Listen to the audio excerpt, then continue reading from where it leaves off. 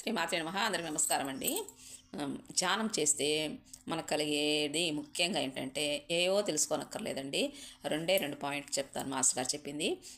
ఏంటి అంటే బాడీ తేలికగా ఉందా లేదా, మీ మనసు ప్రశాంతంగా ఉందా లేదా, ఇది తరచు చూసుకోమంటారు మాస్టర్ గారు.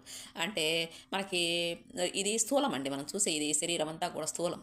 ఈ స్థూలం నుంచి మనం సూక్ష్మంలోకి పోతూ ఉన్న కొద్దీ మన లోపల అంతరంగ ప్రయాణం అనేది సూక్ష్మంలోకి పోయినప్పుడే మనకు అర్థమవుతుంది అనమాట, లోపల ఏమేం జరుగుతుంది ఏంటి అని.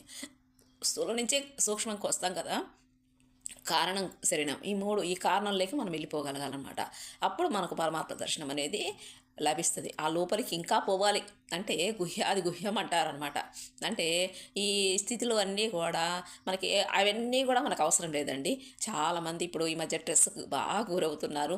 నేనేమంటానంటే కాసేపు ధ్యానం అనేది చెయ్యండి. పిల్లలైనా పెద్దవాళ్ళైనా కూడా ముందు ఏకాగ్రత అనేది బాగా కుదిరిపోతుంది.